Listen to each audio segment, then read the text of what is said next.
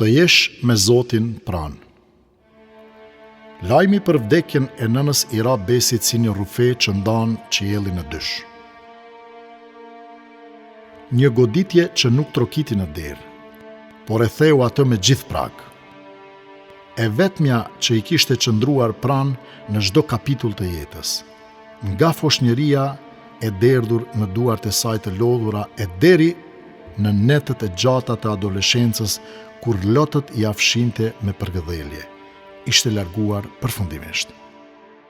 Besi ishte rritur pa baba, por kur nuk ishte ndier mungesën e dashurisë, sepse nëna e tij ja kishte mbuluar të gjitha boshllëqet me një zemër të madhe që nuk lodhej kurr.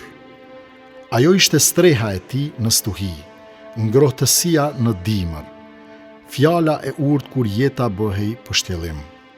Në moshën 25 vjeçare, kur ende se kishte mbushur mirë bagazhin e jetës, i iku ajo, drita që i ndriçonte shpirtin.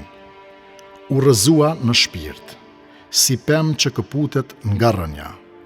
Një tërmet i brendshëm e tronditi dhe më pas dridhjet e forta shpirtërore e përfshin. Çdo kujtim me të i shpërfaqej para syve si një film pa zë, por me ndjen që ulërinte nga brenda. Por në mes të dhembjes, në mes të errësirës, ai gjeti një dritë, dritën e besimit. Kur kufoma e nënës së tij u pastrua, Besi u ul për pak.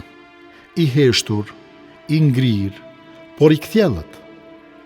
Në zemrën e përvoluar nisi të zbriste një zë i qetë, si një fjalë nga qielli: Allahu është me durimtarët. Ju kujtua një bisedë me një mik të vjetër, një njeri i urtë që kishte përfunduar studimet në teologji, i cili i kishte thënë me një zë që sot i kumbonte më shumë se kurrë: kur sprova të bie mbi shpinë dhe ti zgjedh të përkulesh kokën jo nga dobësia, por nga dorëzimi ndaj Zotit, atëherë nuk je më vetëm. Në atë çast, vetë Zoti zbret pranë teje. E kush është më i sigurt se sa ai që ka Zotin pranë? Dhe kush është më i humbur se sa ai që në sprova i largohet atij? Besi e mbylli për një çast. Zgjodhi të mos qëndronte vetëm. Zgjodhi të ecte dorë për dorë me Krijuesin në për rrugën e dhembjes.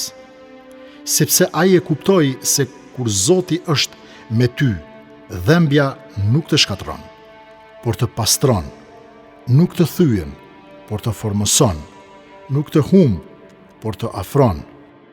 E pavarësisht se e humbi njeriu që e donte më shumë në botë, ai gjeti paqen, jo sepse sprova ishte e lehtë, por sepse nuk e përballoi i vetëm. Në rrugën e vuajtjes ai ecte me fuqiplotin, e çdo hap i tij bëhej më i lehtë, jo pse toka ishte më e butë, por sepse shpirti ishte mbështetur atij që lehtëson gjithçka. Në fund, Besi e kuptoi një të vërtetë të thellë: kur gjithçka të merret, Zoti të mjafton, dhe kur ke Zotin, nuk ke humbur asgjë, përkundrazi, je më pranë fitores së shpirtit. Kur jeta të rrëzon në gjunjë, Zoti të lartëson, sepse ai nuk qëndron larg kur zemra thyhet, ai zbret pranë, dhe aty ku mbaron forca e njeriut, fillon madhështia e tij. Zoti është i madh, jo vetëm sepse krijoi gjithçka, por sepse në çastin më të errët, ai bëhet gjithçka për ty.